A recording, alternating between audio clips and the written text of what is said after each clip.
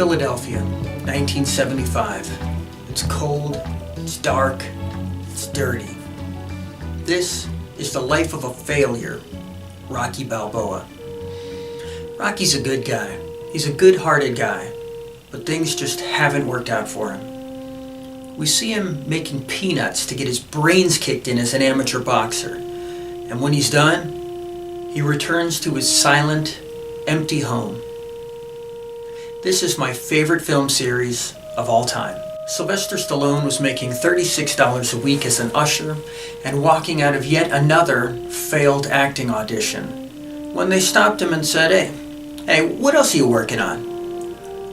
He told them about his idea of a boxing movie, and they were intrigued enough to ask to see a script. A script he wrote over the next 3 days. A script that they offered him $300,000 for. Adjusted for inflation, that's over $1.3 million today. And even though he was so poor that he was now living in his car and had to sell his dog, he refused. They wanted to buy the script from him and give it to Burt Reynolds or another star of the day to take the lead. But Stallone knew that he had to play Rocky. He held out, and they finally let him have it. And after doing so, he became the only person since Charlie Chaplin and Orson Welles to be the sole writer and lead actor in a film and get an Oscar nomination for both. Rocky was the top grossing film of 1976, and come this November will have spawned 7 sequels. Sylvester Stallone is the only person to have starred in a #1 hit film in 5 consecutive decades. Films like the Rambo series, for example. Not just a writer, actor, and one of the most physically fit men on film, but he's also a director, a singer, a painter, a family man, a business owner, a boxing promoter, a real Renaissance man. And Rocky isn't really a film about boxing. It's a drama. It's a love story. Rocky's best friend is Paulie, an angry, drunken jerk, played by Burt Young. Trained by Lee Strasberg at the Actors Studio, and previously a professional boxer himself, he's also an accomplished painter and author. Paulie's sister, Adrian, is the perfect girl for Rocky. Played by Talia Shire, younger sister of Francis Ford Coppola, and an aunt to Nicolas Cage, Adrian becomes the driving force in Rocky's life. The antagonist of the film is Apollo Creed, undefeated heavyweight champion of the world. Played by former professional football player turned actor Carl Weathers in a case of the most perfect casting in film history. The greatest crime in Hollywood is how underused Carl Weathers was over the next 20 years. And he's also a good singer.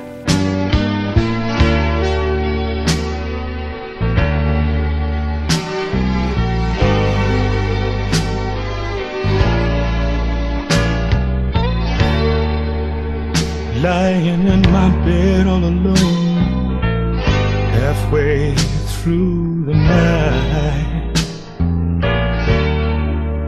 listening to the raindrops fall right on through till morning light. Little known fact, actor Michael Dorn, who played Lieutenant Worf on Star Trek, makes his acting debut at age 24 as Apollo's bodyguard in this film. And last but not least, Rocky's trainer Mick, played by Burgess Meredith, the star of the story of G.I. Joe. Henry Bemis on The Twilight Zone, who could never find enough time to read. The Penguin on the Batman series, the voice of Puff the Magic Dragon, and Galobulus. And Amon, the man who found Perseus and his weapons in that amphitheater in Clash of the Titans. This is the first film with a training montage, and most people don't remember, but Rocky loses the fight, but he went the distance. I've used more lines of dialogue from these films in regular conversation than from any other source. Some of my favorites from this one are, take it to the zoo. I want you out of here instamatically. Oh, and, who you pushing, man? I'll smack you in the mouth. And everyone remembers Rocky drinking the raw eggs and punching sides of beef in the meat locker and saying, cut me, Mick, before they slice open his eyelid. Rocky changed the world. And 3 years later, Stallone would write, star in, and direct the sequel, Rocky II, as well as write the novelization for the film from Rocky's point of view. Rocky marries Adrian, has a son, and beats Apollo Creed for the championship of the world in that classic ending where they both knock each other to the ground, but only Rocky manages to get to his feet by the 10 count. This is the first time I ever saw a one-arm push-up and a one-arm pull-up. Two things I haven't been able to do for the last 15 years. And when I saw Apollo Creed look at himself in the mirror before the fight, I distinctly remember thinking at the time, he should play a live-action version of the comic book character, the Black Panther. Seriously. My favorite lines from this film are when he tells Adrian, you ain't never getting rid of me. And when he says, and you see, now that's what I call class. And he puts that spiked dog collar on his wrist. And he says, I splash it on, and it helps me to smell mainly in the Beast Aftershave commercial.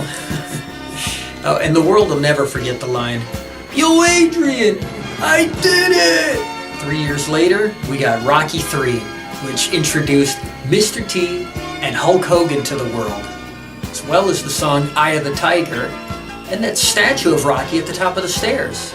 Rocky's friend and trainer Mick dies, and Apollo takes his place. My favorite lines from this film are, from Mick we get, it's a ting of beauty. And from Apollo we get, there is no tomorrow! And from Mr. T we get, I live alone, I train alone. And, no, I don't hate Balboa, but I pity the fool. Another 3 years would pass till we got my favorite film in the series, Rocky IV. Stallone, Weathers, and newcomer Dolph Lundgren possessed the three greatest physiques on screen together at once in film history. These are the people that I wanted to look like. Interestingly enough, Dolph Lundgren possesses a 160 IQ, a master's degree in chemical engineering, received a Fulbright scholarship to MIT, speaks 6 different languages, was a 2-time European full-contact karate champion, is an actor, a director, and a screenwriter. Apollo dies in this film, and we get 2 traveling and 2 training montages all set to music, as well as the James Brown song Livin' in America. I saw this film in 3 languages in the 80s. English here in the theater, and then I went to Italy and saw it in Italian, and I was in Spanish class at school, saw it in Spanish. My favorite line from this film is Rocky's kid saying, your head doesn't look like a punching bag. It looks like a catcher's mitt. But the most famous line from this film is, I must break you. After this movie, my parents bought my brother and I pairs of boxing gloves, but I just kept them tied and hanging on my bedpost and didn't use them for a few years until I was living in an apartment complex, and about a half dozen of us kids organized some parking lot boxing matches. At first I found this fun, except every time I got home later and took off my shirt, I noticed my entire side was all red and raw, and then my head would start pounding with the worst headache of my life. I only did it for a few more days until an older kid who actually took boxing lessons decided to join in, and his impossible to block or dodge punches didn't feel fun at all.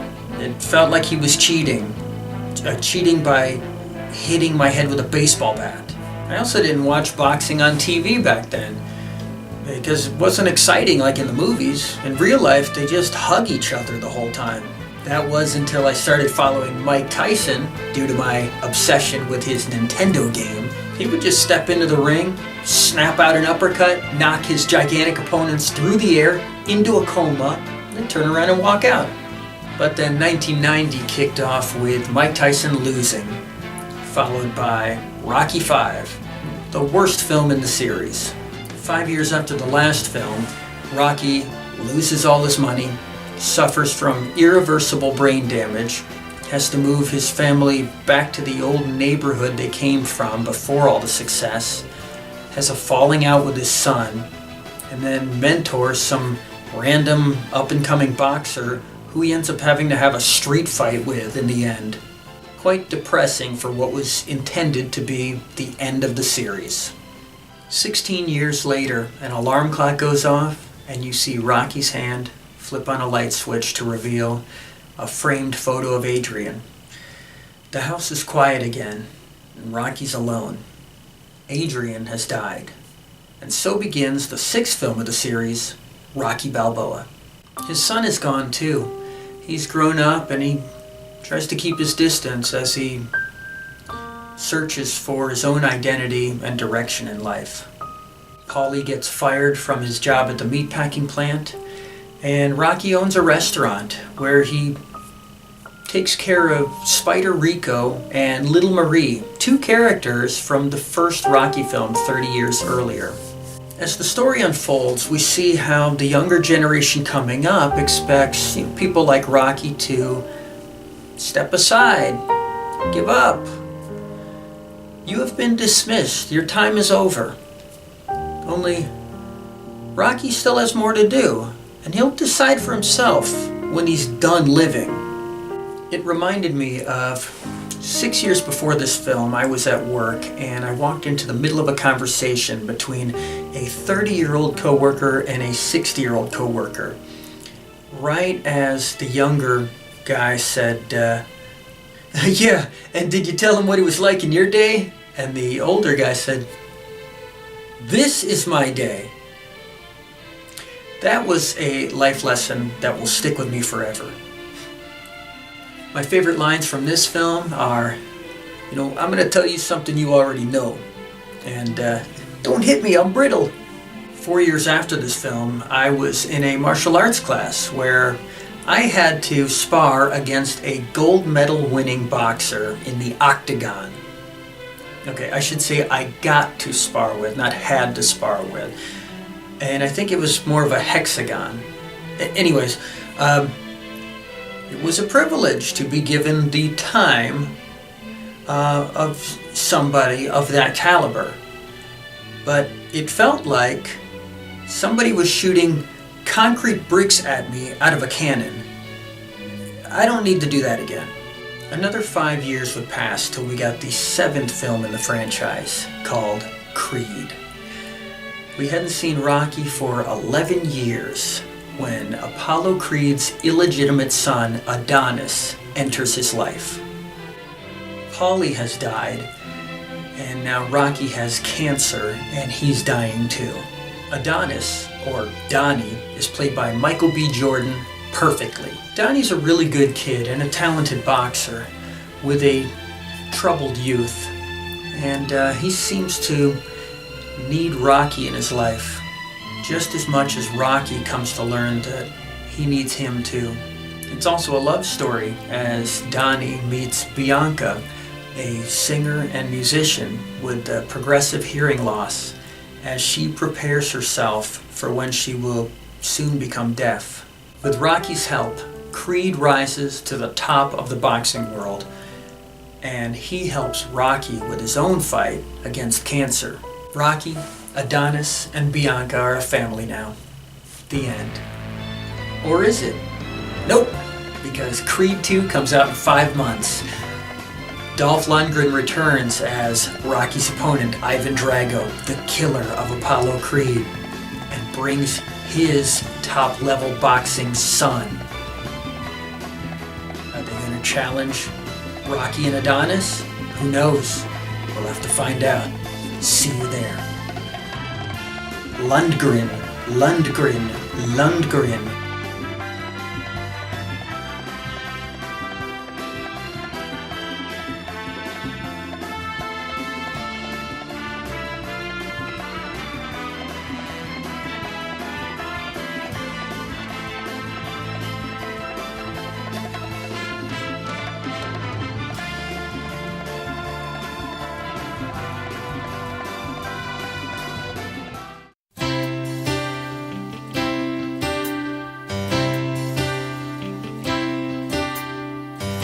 These battered hands are all you own. This broken heart is turned to stone. Go hang your glory on the wall. There comes a time when castles fall, and all that's left is shifting in the sand. You're out of time, you're out of place. Look at your face, that's the measure of a man.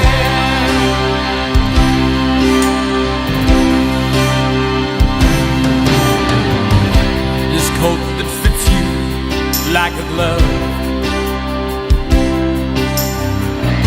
these dirty streets you learn to love. So welcome back, my long-lost friend. You've been to hell and back again, and God alone knows how you crossed that span. Back on the beat, back to the start. Trust in your heart, that's the measure of a man.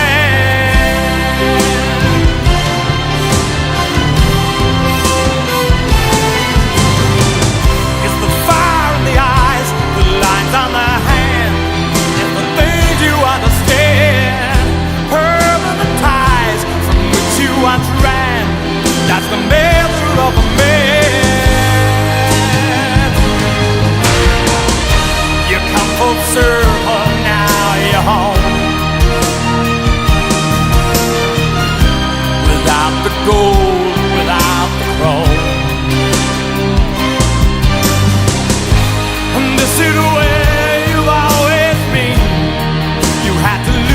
so you could win and rise above your troubles while you can. Now you can love, now you can lose, now you can choose. That's the measure of a man.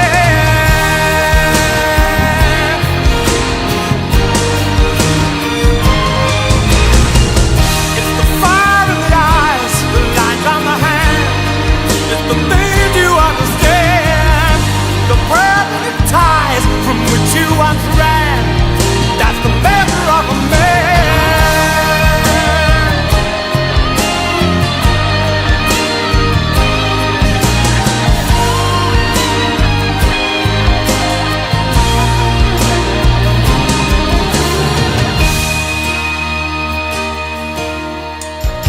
You come full circle, now you're home.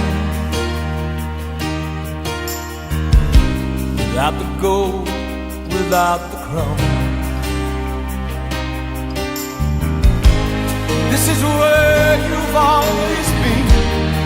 You had to lose so you could win. And rise above your troubles while you can. Now you can love, now you can lose, now you can choose. That's the measure of a man.